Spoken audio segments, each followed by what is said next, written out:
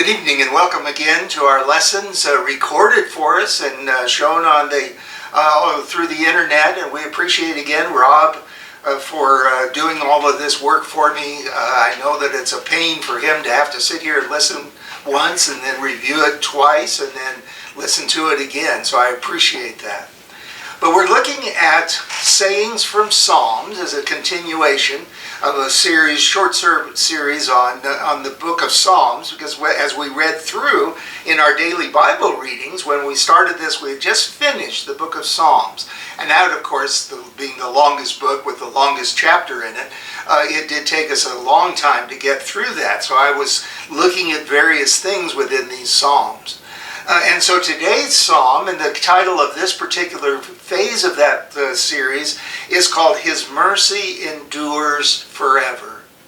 And I do want to make emphasis on this because I feel for myself that I really need God's mercy. At this point, I really need His mercy. And so I think it really resonates with me, and maybe it will also resonate with you. So, I always try to look at some sidelights of these things before we get into the psalm. So I wanted you to know that His mercy endures forever. Actually, that phrase actually appears 41 times in the Bible. Now, 41 times total. 33 of those times are in the book of Psalms. So almost all of them are right there in the book of Psalms. Then on top of that, 6 other times it appears in the Old Testament, and it's quoting from a psalm. So really that other 6 is in Psalms also. And then the only 2 remaining of those of that number is found in Chronicles, in 1 Chronicles. And in 1 Chronicles, one of David's Psalms is actually recorded. The only time it's recorded is not in the book of Psalms at all, just in the book of 1 Chronicles. So it's really limited, this idea of His mercy endures forever, although the thought certainly is throughout the entire Bible. And the structure of this psalm is important for several other reasons. We want to recognize that word, that phrase again, His mercy endures forever, actually appears 26 times. Well, I hope you've turned over there to the 136 of the book of Psalms, 136. If you haven't, go on over there. And as you look at that book, that chapter of the book of Psalms, you'll notice that it's 26 verses long. So every verse, that comment, that phrase, His mercy endures forever, is repeated in each one of those verses. You really understand that the psalmist wants to get across that thought. So I'm thinking about that, and what can that mean to us today?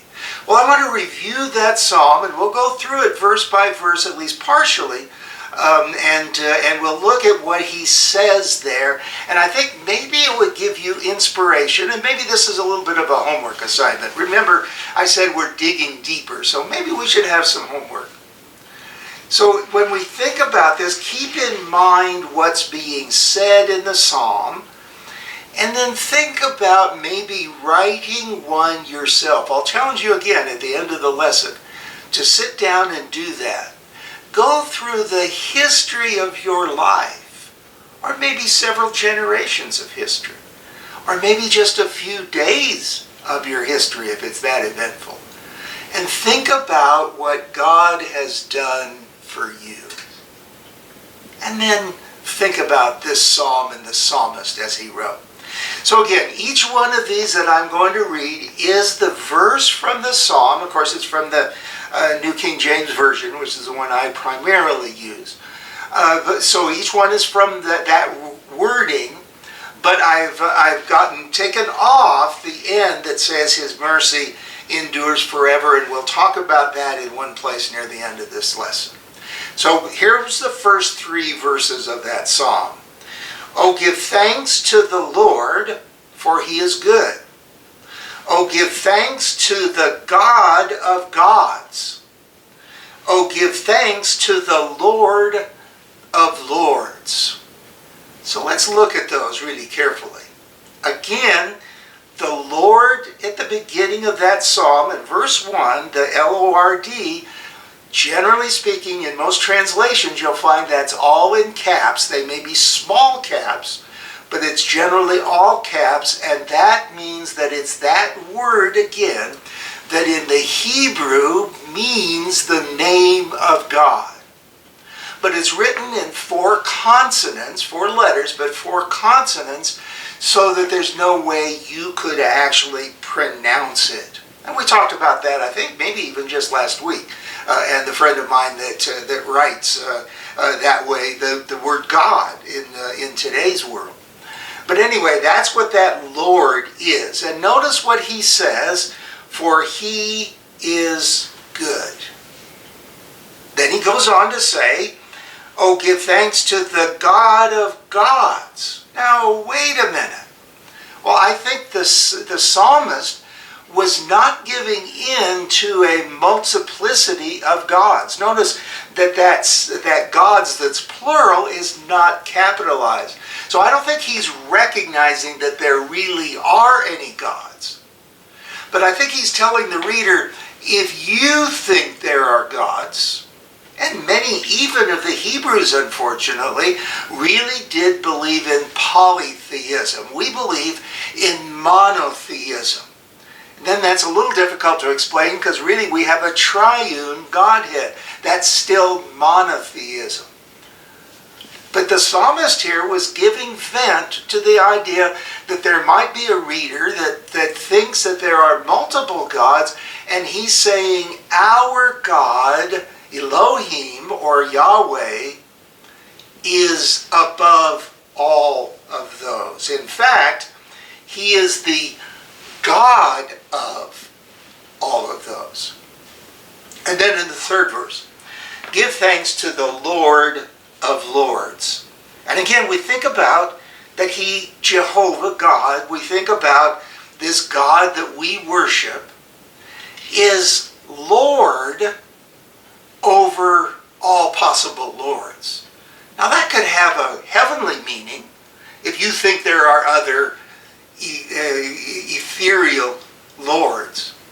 But even if you don't think that, you have many lords in your life. You may have a landlord. In our church building for the last several months, we've had a landlord, and we had to answer to the landlord. Many people live in a place where they have to answer to just such a one, a landlord. Back in the old days, in the times in the Middle Ages and so forth, a person might have to bow to a lord. And just in case you have an idea that there are a multiplicity of lords, the psalmist is saying, well, wait a minute, this God is Lord above all of any other lords. So just think about that. When you consider who we worship in today's world, we worship the God of gods, the Lord of lords, the L-O-R-D, Yahweh, Jehovah God. And then the psalmist goes on, or we'll go on with the psalmist's words in verses 4 through 9. We'll combine these because it seems like a section of thought. Again, I'm leaving off, for his mercy endures forever, which, by the way, is considered to be something that was done in the early services, possibly, of the Lord's Church, and also in the Jewish synagogue worship, that this thing called responsive reading was a practice that was well recognized. And sometimes I understand that people in today's world are not comfortable with doing that, and we generally don't do it in our fellowship, just because some people feel that we're just repeating or we're just copying what some other religious organization may be doing. But it's certainly not wrong for us to take that up and do that kind of a responsive reading. And it doesn't have to be like this, where the audience is saying the same thing each time. It could be just one verse, second verse, one verse from the person that's making the comments, and then the second verse from the audience. But at any rate, we'll skip over that thought. But in verses 4 through 9, he says this: to him who alone does great wonders, to him who by wisdom made the heavens, to him who laid out the earth above the waters, to him who made great lights, to the sun to rule by day, the moon and the stars to rule by night. Those are those great lights. So what is all this from? Well, obviously it's from the creation. All you have to do is go over to Genesis 1:1. In the beginning, God created the heavens and the earth. That's a summary of all that is just said, that the psalmist has put down in verses 4 through 9. And it's an additional determination, a faith in, a belief in what's called instantaneous special creation. And I do want to tell you that I've just finished a college level study of the idea of evolution as compared to creation. And if you haven't run across it, if you even considering or have a thought about that maybe the Bible isn't accurately stating what creation was about, you need to restudy that matter. And there's some helps that we could give. Evolution has so many holes in it that it just becomes, to me, impossible to believe. And yet I know the scientific community is based on that today. Darwinism is just absolutely the thought of the day. Matter of fact, in the scientific community, if you don't espouse Darwinism, you may lose your job. But then the churches, and this is Church of Christ and also many other religious bodies, some people are so convinced that Darwinism or evolution is the solution to the idea of how God did it, that they come up with what's called creationism, or evolutionary creation, or theistic evolution, trying to fit evolution into the religious theological setting. By the way, that does not work either.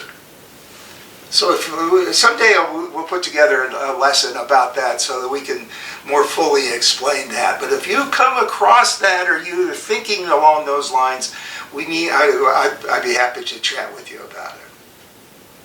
So let's go on to what is next in this psalm, because the psalmist has some important things to add to it. Starting with verse 10 down through 15, and again, I've stripped off that "for his mercy endures forever." To him who struck Egypt in their firstborn. And of course we know that means that it was the firstborn of all the animals and the people that were killed by that horrible calamity, the 10th plague. Go on, in verse 11. And he brought out Israel from among them with a strong hand, in verse 12, and an outstretched arm. Verse 13, to him who divided the Red Sea in two and made Israel pass through the midst of it, but overthrew Pharaoh and his army in the Red Sea. Well, that's obviously what we read about in that time when that Pharaoh, remember the Pharaoh under Joseph, was very complimentary to those Hebrew people.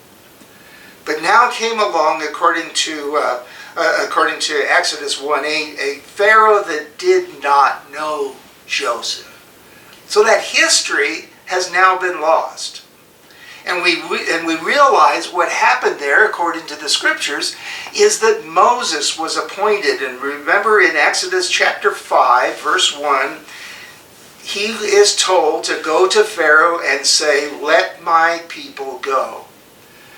In Exodus 8:1 and in 8:20, the same thing. He demanded, "Let my people go." In Exodus 9:1 and 9:20, it says, "Let my people go." And then in Exodus 10:3 again, it says, "Let my people go. Now here's an interesting thing that you may want to look back on. Look in that scripture, because in my translation, the my, when he says my people, it's capitalized, which leads me to believe that the author of that book was saying it's God's people, not Moses. Although it was Moses' people, he was their leader. But it was God's people that he was interested in at that point. And so here's the psalmist again equating the fact that the truth of the Bible is there for us and we need to recognize it. And because of that, we need to know that God's mercy will endure forever. So here's a larger section, 16 verses 16 through 22. Again, for his mercy endures forever is stripped off. To him who led his people through the wilderness, to him who struck down great kings and slew famous kings, Sihon, the king of the Amorites, and Og, the king of Bashan, and gave their land as a heritage to Israel, his servant. Now notice that he is talking about the great things that God has done. And those happened when the people of Israel were following God's command. So these good things had happened. Now he left off a lot of the wandering in the wilderness because the people were not really, they were not happy with God, and certainly God was not happy with them. But that's a reoccurring situation where there was good things that happened to those people. In this period of time, there is no question. But let's look at the next two verses, 23 through 24. Who remembered us in our lowly state and rescued us from our enemies. Now we realize that there were very negative times for the Jews. And scholars are in disagreement with what period of time this is talking about. Could it have been the time that they were living under the Egyptians as slaves? Well, God did rescue them there, but that would make it out of order for these verses, and probably the psalmist would have put them in a different location. Or could it be the times that God rescued the people when they were living under the time of the judges? Remember, God wanted them to live under judges. He didn't want them to have a king. They wanted to have a king, but while they were living under the judges, they continued to disobey, and then they would get punished, and then the judge would come and rescue them. So it's possible that it could be talking about that, or maybe, and that's in Judges, the 2nd chapter, verses 16. Specifically, he says there, nevertheless, the Lord raised up judges who delivered them out of the hands of those who plundered them. So God had a purpose in doing this. He allowed people to plunder his children, and then he rescued them with a judge. Or it's possible, and maybe I think even more likely, that this psalmist is talking about the time that they were removed from the captivity of Babylon. And we would have to check some dates there, but it is interesting that Ezra in chapter 1 and 2 talks about this era. It said, now in the first year of Cyrus, king of Persia, that the word of the Lord by the mouth of Jeremiah might be fulfilled, the Lord stirred up the spirit of Cyrus, king of Persia, so that he made a proclamation throughout all his kingdom and also put it in writing, saying, this is Cyrus, the king of Persia. And remember, the people again were allowed to go back to their homeland. Let's go on to verse 25 of the psalm. We're almost finished now, 25 out of 26. Who gives food to all flesh. An interesting thing that he's inserted here that really doesn't follow a historical timeline like those other verses did, except for the first three. But he does say he gives food to all flesh. I think that possibly the psalmist is talking about that God is liberal. His giving is liberal. His giving is to all, good and bad. You know, we're told the rain falls on those that are good and those that are bad.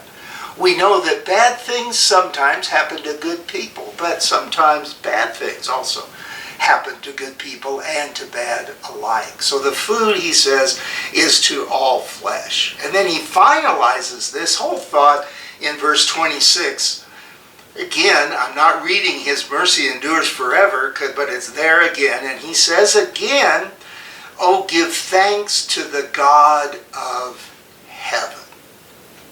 Isn't that wonderful that he repeats the thought that he had back in the beginning? So let's examine a little bit this idea that God's mercy endures forever.